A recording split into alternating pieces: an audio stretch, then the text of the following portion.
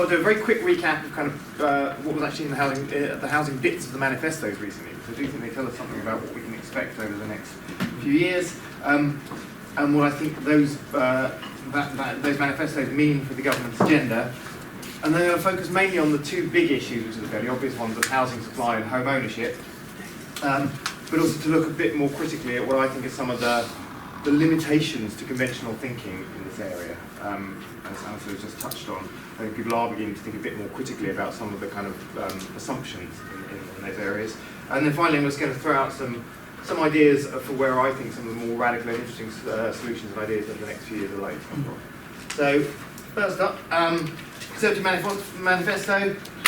I was fairly underwhelming, really. I mean, it was a cautious and careful manifesto. Overwhelmingly, the story, from my perspective, having been inside government until July, was that this was basically policy continuity. There was almost nothing new in there. Even the things that sounded new from an external perspective, I could tell you were all floating around inside government. They just hadn't quite made it out the door yet before July. So there really was nothing hugely radical. In some ways that's great. I was surprised that I was very pleased to see that some things that I've championed survived that I feared might not, like private rented sector reform, the ending of no-fault evictions, for example. Lots of people thought that would be dropped. It wasn't. It survived. A lot of people kind of pored over the slight softening of the supply target and thought this was kind of hugely significant. I don't. I think it was, these numbers are fairly arbitrary anyway. The basic message is the same. We still want to build lots more houses. And of course there was more emphasis on home ownership. It's a Conservative Party election manifesto, what do you expect? So actually, generally, it was pretty much business as usual. There was a surprising amount of affordable housing commitment in there, I thought. Warm words about ending rough sleeping, dealing with the cladding scandal, infrastructure funding, fairly conventional stuff. Even the stuff that was new was pretty modest, and frankly is kind of fairly standard policy slush pile stuff that's always knocking around when you want to, for governments when they want a new announcement, there's always a kind of pile of things. And in fact, actually micro shared ownership absolutely is always on the top of that slush pile. It never actually happens because it's not really that great an idea, but whenever a minister wants something hot to announce, that's always the go-to one. So even those things were actually fairly kind of predictable. The Labour manifesto, I think, is worth looking at here. Obviously, the headlines were very, very different, especially the enormous 150,000 social homes a year commitment.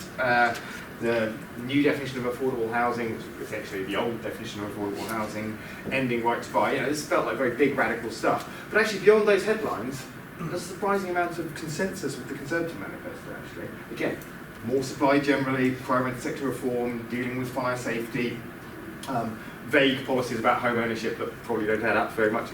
A lot of it was actually surprisingly overlapping. And even some of the things that Labour went into in more detail, because there was a lot more policy in the Labour manifesto, actually just reflected the same thing, the same pressures that this government is going to have to respond to. Pressures on, for example, permitted development, whether that's causing serious problems to do with the quality of some of the housing that's coming through. They pledged to end conversion to affordable rent. Now that's something that is happening anyway because of the problems with the affordable rent model, so I don't see that going away even under this government. Even talk about things like a new decent homes programme.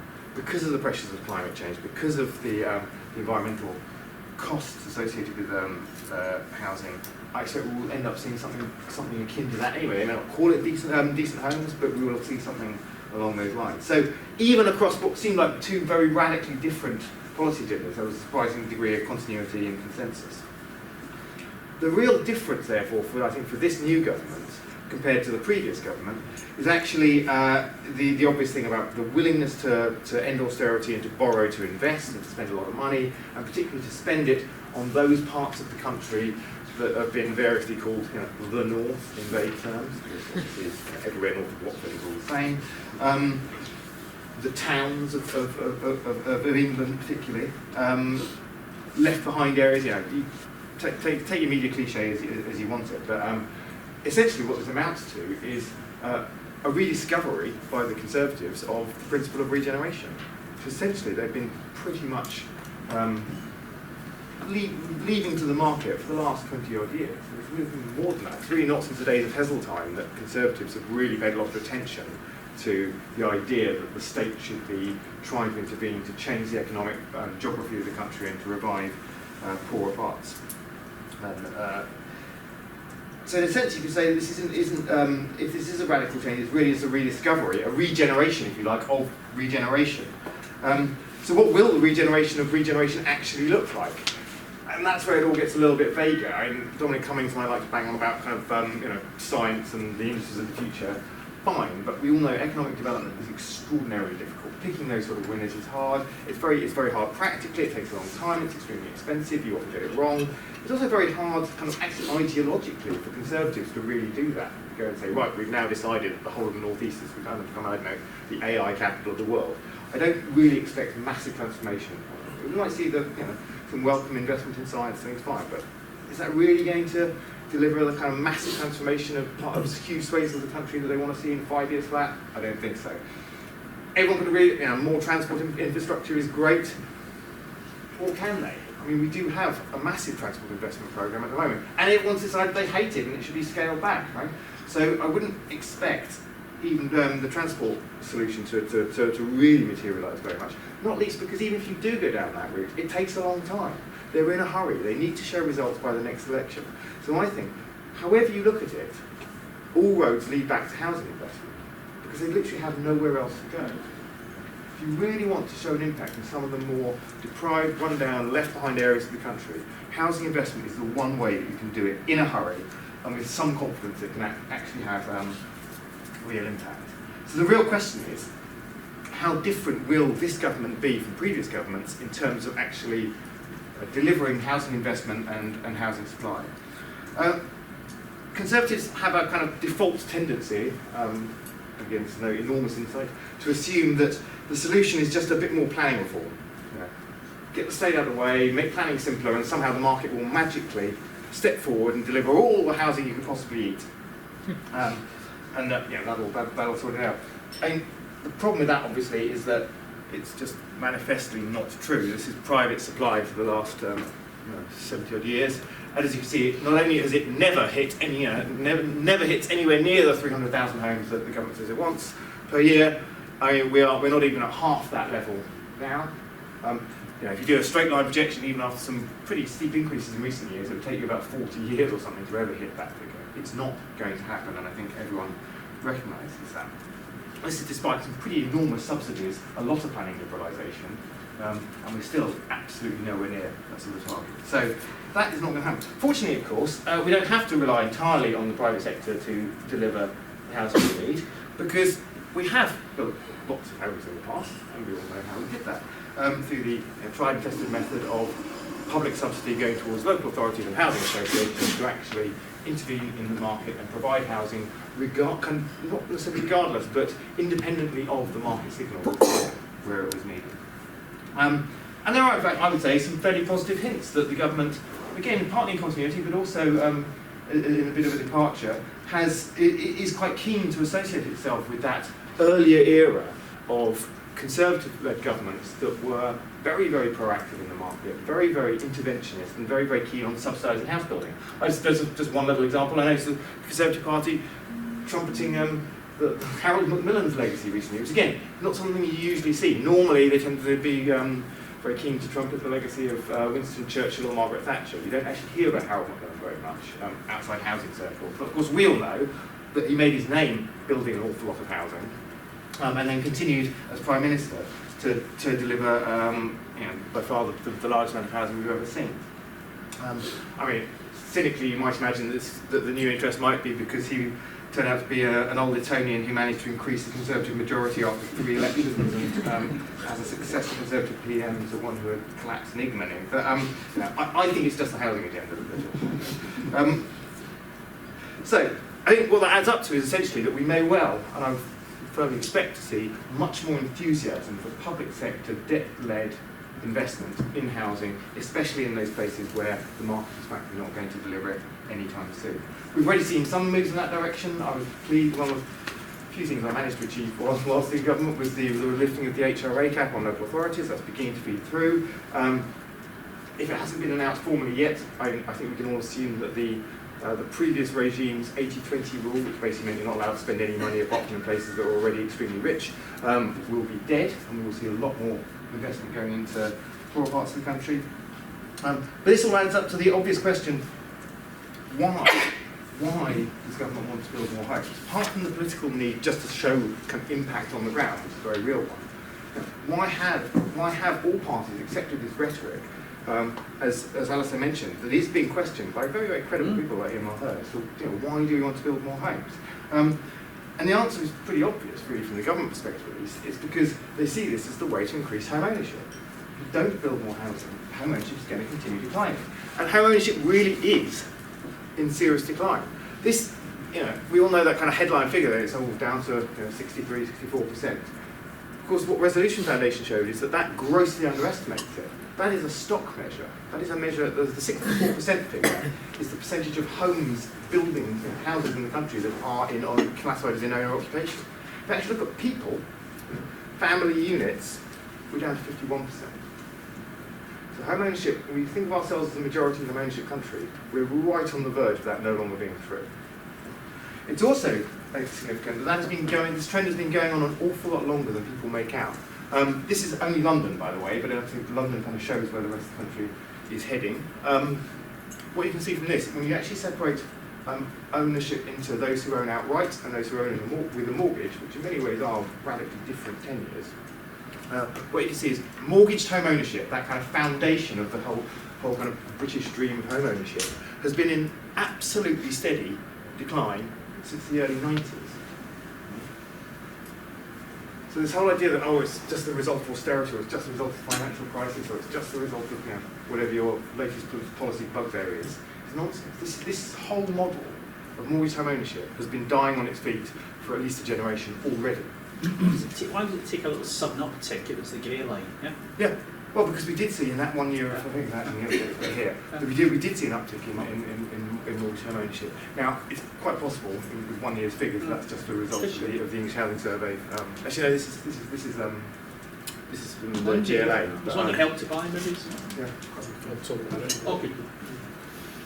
But it's too early to say if that's a significant trend here. So the question here is really why? Why is it? Given that we can't really blame recent events or kind of fluctuation of volatility, this is a long-term steady trend. And this is where, I earn my money for fabulous and dazzling insight that will amaze you all. It's because houses are too expensive. It is extraordinary that this kind of needs saying, but genuinely, there's absolutely no real recognition of this. We haven't really, as a nation, accepted this. And if you look at the rhetoric from government, and I do say rhetoric because the policy position is never really articulated in this way, the mantra is we need to build more homes, but we don't want house prices to fall, because it would be awkward. So what do we want? We want to soften the rate of increase so that unaffordability doesn't increase and that wages over time will catch up with house prices. So something like that. That's the intuitive position, and that's if you push ministers, that's where they are. We all know this is for the birds, right? If you just do back of envelope maths on that, if, and it's a big if, we manage to hit a rate of house building or whatever other intervention that limited house price growth to the inflation target, so essentially flat real house prices, about 2%. And another big if, wage growth returned to its long-term average, which is nowhere near at the moment of 4% a year. How long would it take for house price to income ratios to get back to anything kind of resembling the normal standard mortgage multiples, about 4.5%? 257 years, my last. So that is, in a sense, the kind of implicit policy of all governments in recent decades, that as long as we can magically intervene, spend money and build homes, there's a narrow and steep path for a mere 257 years that will readjust house prices to a meaningful level without hurting the interests of existing homeowners. Now, I put it to you that that is not a particularly realistic or helpful policy. So,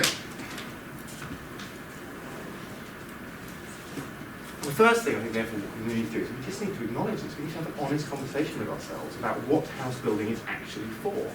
There are many, many good reasons for building houses. Ian Mulhern is right. Building houses alone will not solve the affordability problem. That doesn't mean we shouldn't do it, and that's where he's wrong. Or at least that's where his message is taken in unhelpful directions by those who are always keen to oppose new house building.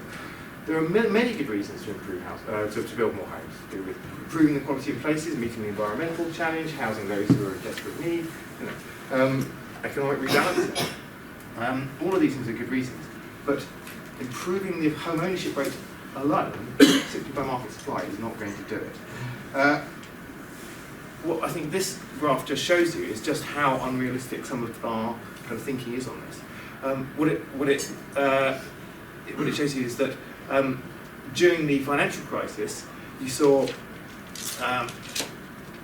house prices crashing dramatically in the UK, and yet, or at least relative to incomes, and yet home ownership has stayed pretty much exactly the same.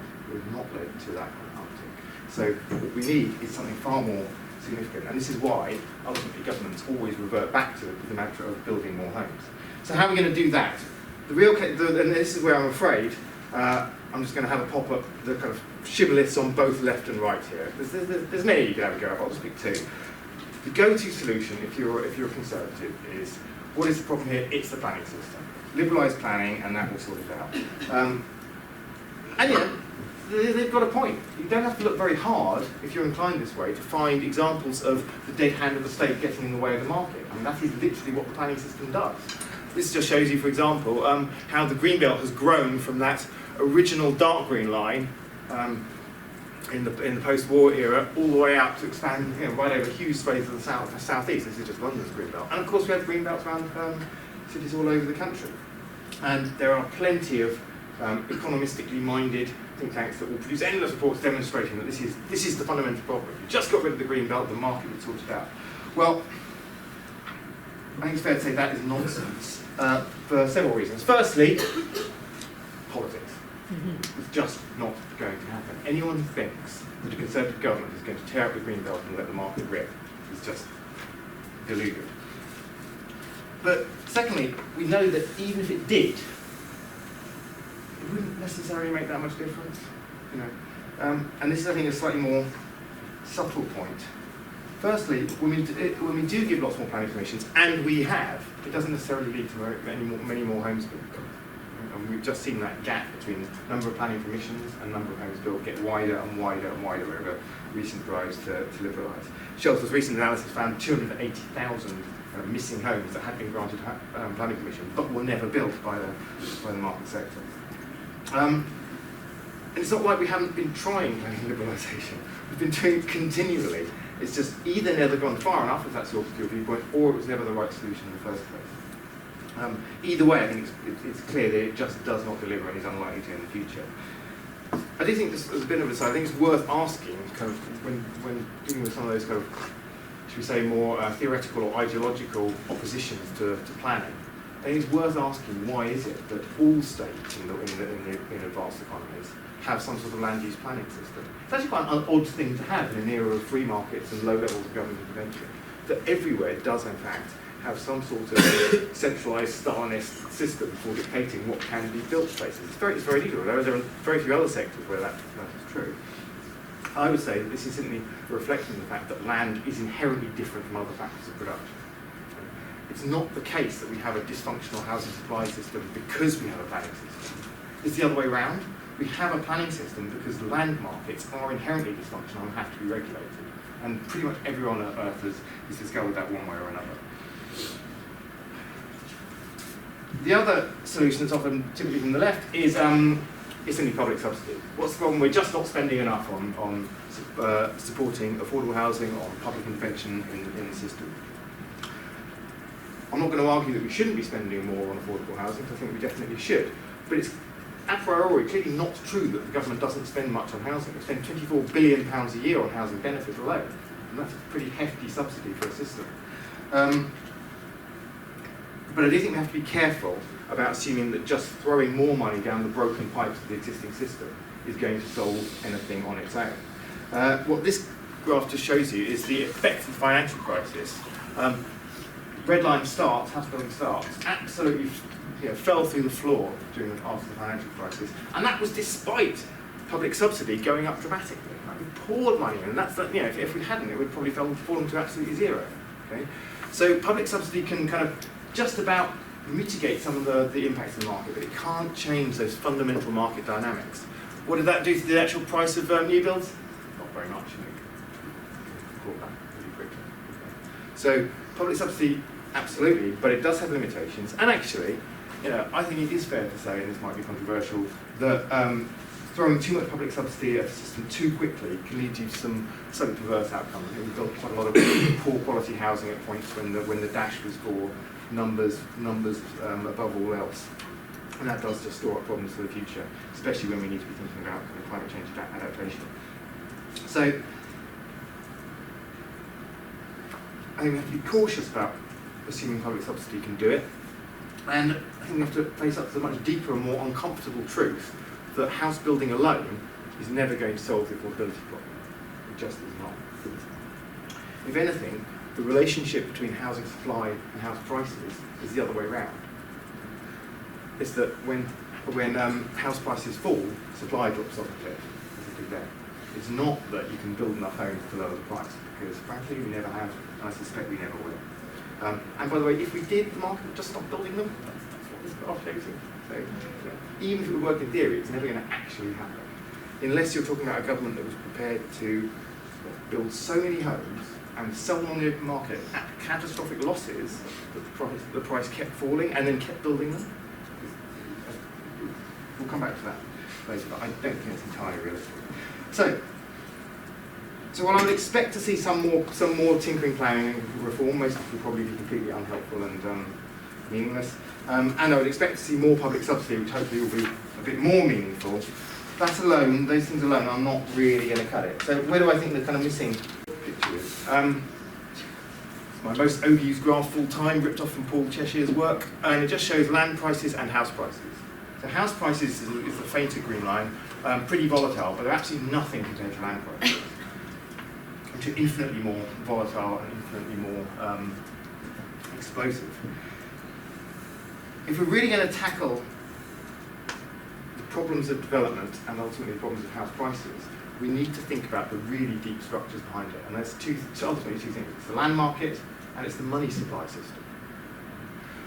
Both of those things are policy choices. What this graph shows you is that actually the era of house price booms and busts and land price booms and busts is new. It's basically been in my lifetime since the 1970s. There's a policy choice here. We didn't have to be here, we've just chosen to be.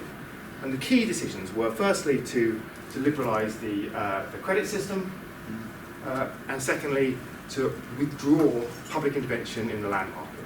Now if you combine those two things, it's pretty much inevitable you will enter an era of explosive house price booms and busts. Remember, it was illegal until the 1970s for banks to lend mortgages. You kind of forget this. It was the only way to get a mortgage was from a building society, which were heavily regulated, essentially charitable, mutually owned organisations that were there, essentially like glorified savings and loans clubs, to pool the worker savings and then lend them out so they could buy homes. Worked very well at growing home ownership for 150 years. What it didn't do is allow vast amounts of credit to be pumped into an inherently limited supply market, leading to volatile booms and busts. So, ever since the 70s, we have essentially chosen this pattern of boom and bust and rising unaffordability, which has pretty disastrous consequences of housing, but it also, I think it's worth looking at what it has for the consequences it has for the economy as a whole. And this comes back to the question of, if we're really talking about serious economic rebalancing in this country, people talk about it always in regional terms. Actually, I would say it's actually more about sectoral terms. We need to be balancing the economy away from over-dependence on the financial sector and back in favour of more productive, employment-rich enterprise.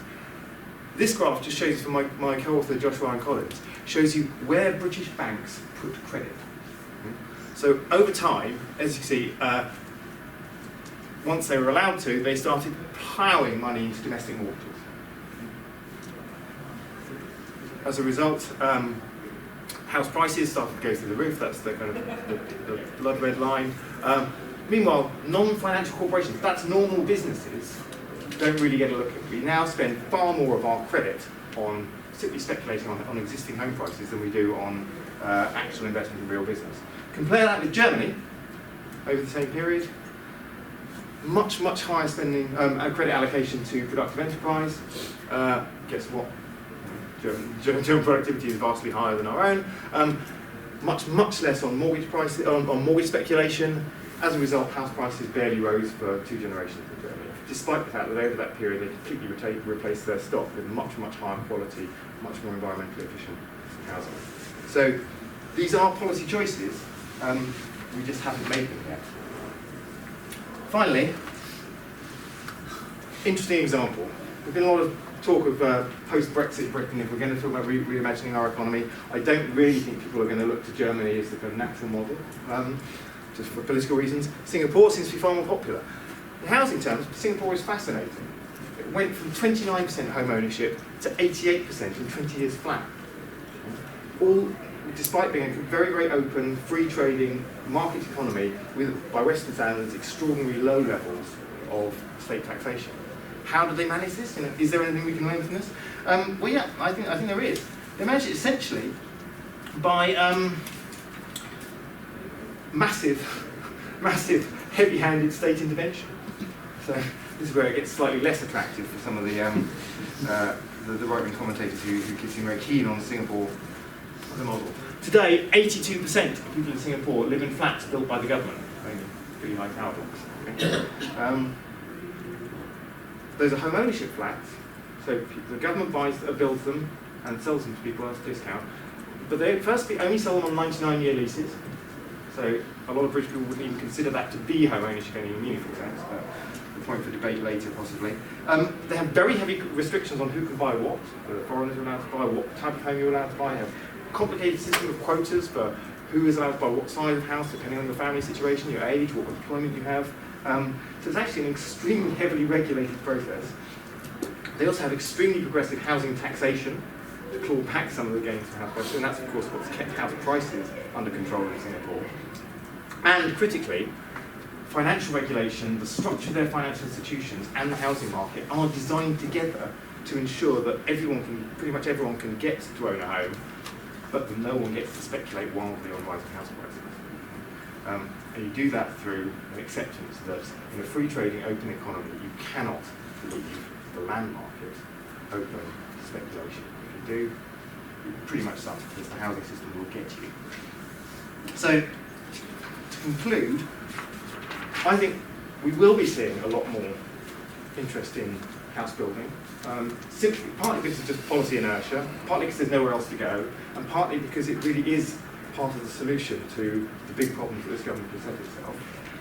I think there will be a lot more emphasis on, therefore, state intervention to actually deliver better results, particularly because we're going to talk about investment in places that the market may not be so keen to enter. I also think, something I haven't really touched on, that the quality agenda is going to be absolutely critical. We're going to see fairly soon the launch of the clunkily titled Building Better, Building Beautiful Commission, which I think, from all accounts, will be worth looking at beyond the headlines. I predict the headlines will be something kind of daft about, trees or some kind of silly policy recommendation in there that will get the newspapers rolled up. But actually, there's going to be a lot of meat on the real mechanics of how development is done, how placemaking is delivered, and how investment is secured. So I keep an eye on the quality agenda. I would gear up and be ready to actually get investing and get building. Well done, Toby.